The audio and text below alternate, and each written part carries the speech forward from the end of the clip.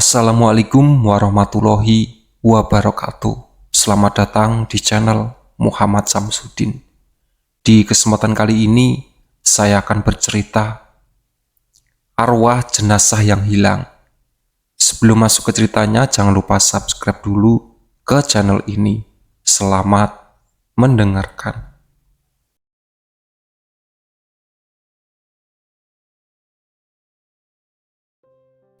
Rifka menempatkan paket yang dipegangnya sejak tadi pada bagian paha kirinya.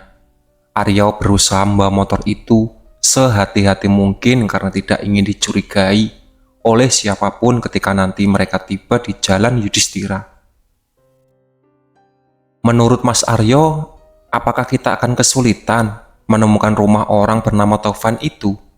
Tanya Rifka. Aku tidak bisa menduga-duga, Rif. Tapi kalau Mas Taufan itu ada indikasi terkait dengan perbuatan almarhum bapaknya sebelum meninggal, pastinya tidak akan mudah bagi kita untuk menemukan rumah baru yang dia tempati. Dia jelas lebih ingin menyembunyikan dirinya karena tidak ingin ketahuan, bukan? Jawab Aryo. Ya, pendapat Mas Aryo jelas ada benarnya. Dia jelas akan lebih cenderung bersembunyi daripada menunjukkan diri di depan umum. Bahkan dia hanya sekali saja kan melintas di desa Grobogan. Aku pernah mendengar itu dari Rumi setelah dia mendapat penjelasan dari teman-temannya Hendy, ujar Rifka. Aryo mendadak teringat dengan kejadian di mana dirinya tidak menepati janji pada Arumi untuk memberikan jawaban atas pertanyaannya. Apakah Rumi juga cerita soal aku yang tidak tepat janji? Padahal aku sudah berjanji memberikan jawaban atas yang dia tanyakan, tanya Aryo. Rifka menatap Aryo melalui pantulan kaca spion dari balik helm yang tertutup rapat. Entah kenapa ia langsung ingin menatap ke arah pria itu, padahal ia tahu kalau saat ini dirinya tidak akan bisa melihat wajah Aryo sama sekali akibat helm yang tertutup rapat seperti miliknya. Kenapa? Mas Aryo masih merasa menyesal karena tidak memberitahu Rumi jawaban sebenarnya, sehingga Rumi akhirnya menjadi lebih dekat dengan Hendy. Rifka balik bertanya. Aku tidak memungkiri kalau rasa sesal itu pernah ada, tapi sekarang rasa sesal itu sudah benar-benar hilang, Rif.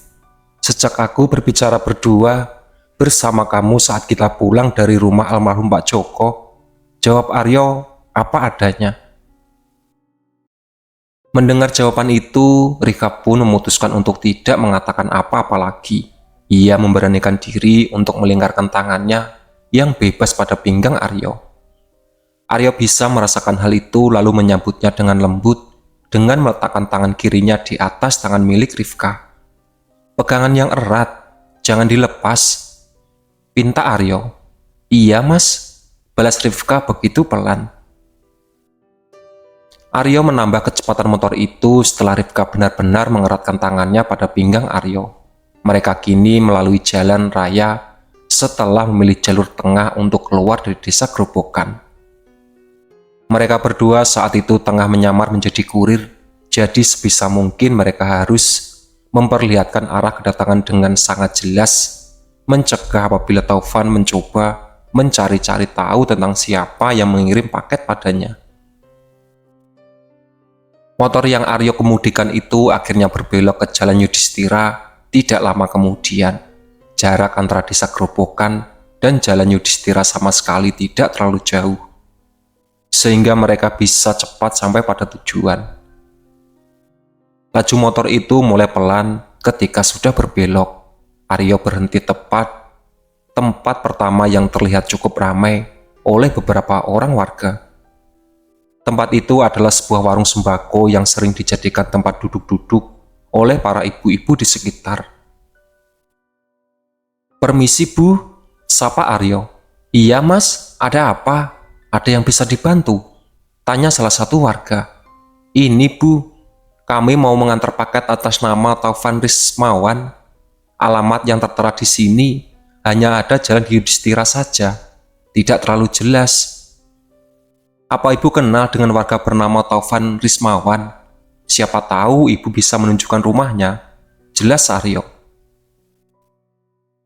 Taufan Rismawan? Sopo sing jenenge Taufan Rismaran ning kene? Aku ora tau krungu jenenge.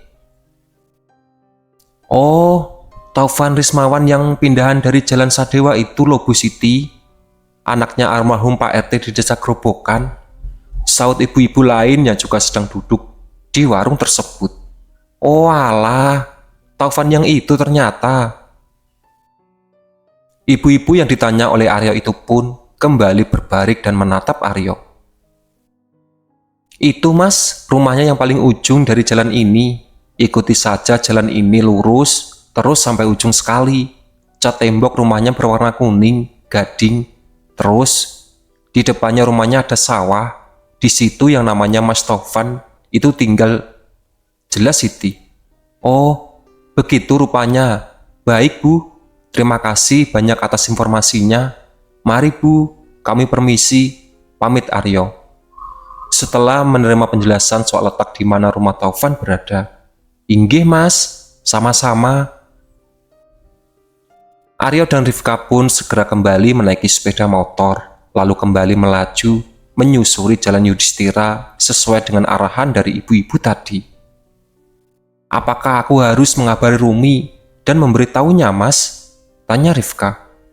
Sebaiknya jangan Rif, gunakan saja ponselmu untuk merekam perjalanan kita saat ini. Biar nanti kita bisa perlihatkan secara langsung yang mana rumahnya Mas Taufan. Jawab Aryo sekaligus memberi saran. Rifka pun setuju dengan saran Aryo dan langsung menggunakan ponselnya untuk merekam perjalanan saat itu. Motor yang Aryo bawa terus melaju sampai akhirnya mereka ditiba ujung Jalan Yudhistira dan melihat rumah dengan cat tembok berwarna kuning gading. Arumi tampak tidak bersemangat saat melihat-lihat kain di toko tempat Hendy membawanya pergi. Hendy sendiri juga sama tidak semangatnya seperti Arumi. Karena sebenarnya mereka sama-sama kepikiran soal misi yang harus dijalani oleh Rifka dan Aryo. Sebaiknya kita pulang saja ya. Ragaku ada di sini, tapi pikiranku terus melayang-layang ke Jalan Yudhistira yang akan didatangi oleh Rifka dan Mas Aryo. Arumi bicara terbuka. Mataku melihat gulungan kain dari tadi, tapi pikiranku melayang pada Aryo. Apakah Aryo akan baik-baik saja saat pergi Jalan Yudhistira bersama Rifka? Apakah Mas Taufan tidak akan pergi dia dan melihat wajahnya? Apakah skenario dan antipasi yang sudah kita rancang akan berjalan mulus? Rasanya aku seperti mau gila karena terus memikirkan hal itu, ungkap Hendy. Ya sudah, ayo, sebaiknya kita benar-benar pulang saja dan langsung ke rumahnya Jun. Kita sebaiknya berada di sana sambil menunggu Mas Aryo dan Rifka kembali dari Jalan Yudhistira. Ajak Arumi seraya menarik tangan Hendy dengan lembut. Hendy kini mengikuti langkah Arumi dan keluar dari toko kain yang mereka datangi. Pria itu langsung memaster motornya, lalu kembali menuju Desa Grobogan setelah Arumi berada di belakangnya dan berpegangan begitu erat. Keduanya tidak bisa berbohong soal kegelisahan yang menghantui hati mereka. Perasaan resah itu muncul karena mereka tidak mau terjadi apa-apa pada Rifka ataupun Aryo. Hen, panggil Arumi. Iya, ada apa? Tanya Hendy. Terima kasih karena kamu tidak marah saat aku jujur soal tidak bisa konsentrasi memilih kain. Terima kasih karena kamu mau ikut memahami bahwa aku sedang merasa khawatir pada Rifka dan Mas Aryo. Aku sayang kamu, ungkap Arumi. Hendy langsung merasa panas dingin setelah mendengar apa yang Arumi ungkapkan padanya. Sekuat tenaga ia berusaha untuk tidak berteriak akibat merasa bahagia saat berada di atas motor. Karena takut disebut orang gila oleh pengguna jalan yang lainnya. Aku juga sayang kamu, Rumi. Aku akan selalu memahami kamu dalam keadaan apapun. Insya Allah, janji Hendy. Siapa yang namanya Taufan Rismawan di sini. Aku tidak pernah dengar namanya. Junaidi masih saja memperhatikan foto di rumah Dr. Sutomo yang diambil oleh Rifkah. Junaidi terlihat sangat penasaran karena dirinya benar-benar belum pernah melihat ada rumah semegah itu di Jalan Dr. Sutomo, apalagi ia melintas. Ia selalu melalui jalan itu apabila disuruh oleh ibunya berbelanja ataupun ketika dirinya ada keperluan yang harus dicari. Jadi sudah jelas seharusnya ia yang paling tahu jika memang ada rumah semegah itu di sana. Kalau kamu memang ragu, cobalah lagi lewati Jalan Dr. Sutomo dan pastikan apakah di rumah itu foto itu benar-benar ada atau tidak. Siapa tahu rumah itu benar-benar ada, tapi selama ini kamu tidak terlalu peduli dengan keberadaannya. Saran Muklis. Aku jelas merasa ragu, Muklis. Setiap hari sejak aku masih kecil, aku sudah sering lewat jalan itu. Masa iya? Baru sekarang aku tahu kalau ada rumah semegah yang ada di dalam foto ini. Seburam-buramnya mataku kalau melihat yang wujudnya mentereng begini, pastilah langsung tidak buram, sahut Junaidi. Ya, kalau begitu, apalagi yang ditunggu? Sebaiknya kita berempat pergi ke sana saja dan pastikan sendiri apakah rumah mewah itu benar-benar ada di tempatnya atau tidak. Dekat rumah Pak Lek Gofar dan kandang ayamnya kan? Ayo, cuma beberapa meter saja kok, daripada berdebat terus tapi nggak ada ujungnya, ajak Badrun. Samsul menandaskan sisa kopinya, lalu berjalan menyusul langkah Badrun. Muklis dan Junaidi juga ikut ke belakang kedua pria itu. Setelah Junaidi meminta izin dari ibunya, mereka benar-benar pergi menyusuri Jalan Dr. Sutomo. Hingga akhirnya tiba di lokasi yang terdapat dalam foto dari Rifkah. Tatapan mereka terarah pada sebidang tanah kosong yang cukup luas. Hanya ada pagar bambu di sekeliling tanah kosong itu. Sementara bagian tengahnya ada rerumputan yang cukup tinggi. Sehingga mustahil bagi siapapun untuk bisa masuk ke area tanah kosong tersebut. Nah, apa aku bilang, benar kan? Kalau di lokasi ini sama sekali tidak ada rumah mewah seperti yang ada dalam foto ini, ujar Junaidi. Tapi, luasnya tanah kosong ini sama persis dengan luasnya rumah di dalam foto itu, Jun. Itu jelas jauh lebih aneh lagi sekarang. Setelah dipikirkan kembali, sahut Muklis. Apa mungkin kalau itu adalah rumah gaib ya? Pikir Samsul. Hah? Rumah gaib opo, Sam? Nggak usah bikin pikiranku tambah mumet ngono loh. Sudah jelas di sini hanya ada tanah kosong. Sudah berarti tidak ada rumah, seperti yang kita lihat di dalam foto itu. Jangan menambah beban pikiran. Mohon Junaidi. Tapi bisa jadi memang rumah itu adalah rumah gaib, Jun. Rumah itu bisa muncul sewaktu-waktu tertentu dan hanya bisa terlihat saat ada yang benar-benar melintas ketika pada waktunya rumah itu muncul. Sekarang satu-satunya yang harus kita cari tahu adalah tanah kosong ini sebenarnya punya siapa dan kenapa tidak dijual oleh pemiliknya jika memang tidak digunakan, ujar Badrun. Mungkin karena mau diwariskan, makanya tidak dijual sama yang punya, sahut Samsul. Bisa jadi, tapi bisa jadi juga tanah kosong itu sudah dijadikan wadah untuk hal-hal gaib, sehingga tidak bisa dijual oleh pemiliknya, tambah Muklis. Junaidi semakin tidak mengerti dengan jalan pikiran ketika temannya saat itu. Pria itu akhirnya menurut saja ketika Badrun mengarahkan ke rumah Gofar, yang jaraknya hanya 5 langkah dari tanah kosong tadi. Gofar yang sedang memberi makan ayam-ayamnya menyambut kedatangan mereka dan mempersilahkan mereka masuk ke dalam rumahnya. Tumben, sore-sore kalian main dari daerah sini? Biasanya kalian hanya berkeliling di daerah sekitar masjid saja. Jika jam segini, Gofar tampak ingin tahu.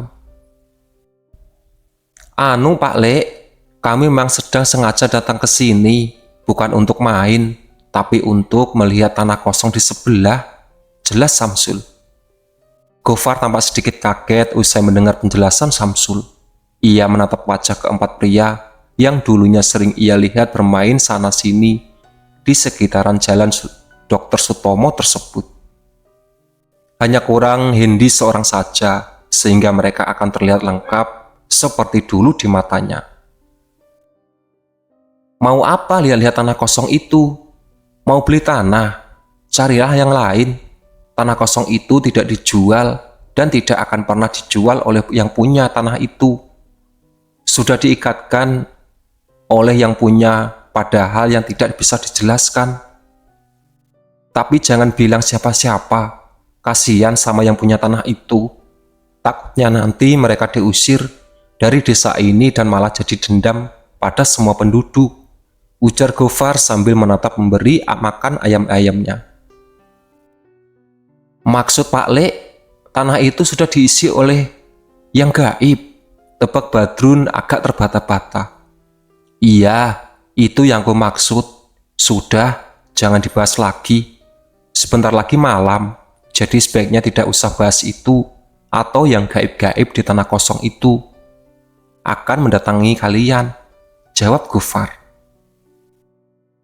Junaidi pun mengeluarkan ponselnya dan memperlihatkan foto rumah yang Rifka ambil kepada Gofar. Gofar memperhatikan dengan seksama, lalu terlihat begitu kaget ketika melihat rumah yang ada di dalam foto tersebut.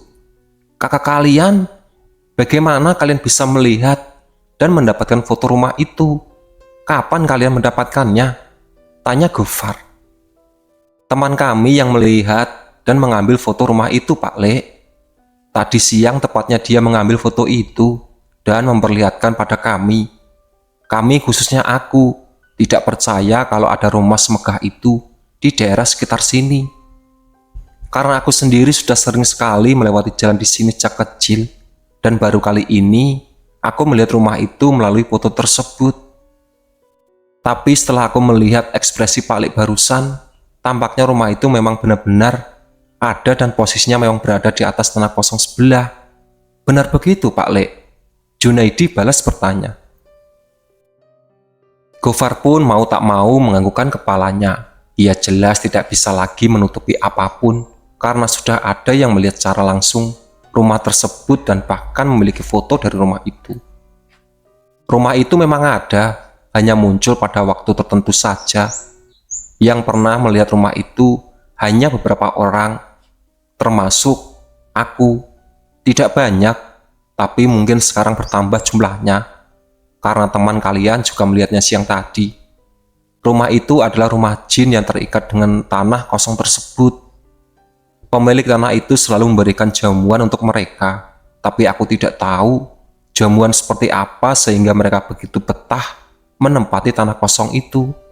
Jelas Gofar. Sudah berapa lama pemilik rumah itu mengikatkan tanahnya pada jin, Pak Lek? Tanya Muklis. Sudah 4 tahunan, atau barangkali lebih daripada itu.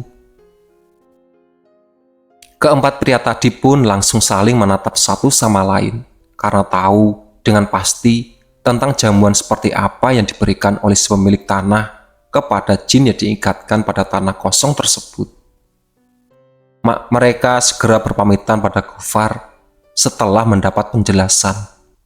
Masing-masing dari mereka akan meluapkan dan berkecamuk dalam hati jika sudah sampai kembali ke rumah Junaidi. Itulah sahabat cerita dari arwah jenazah yang hilang. Ditunggu part selanjutnya. Oke.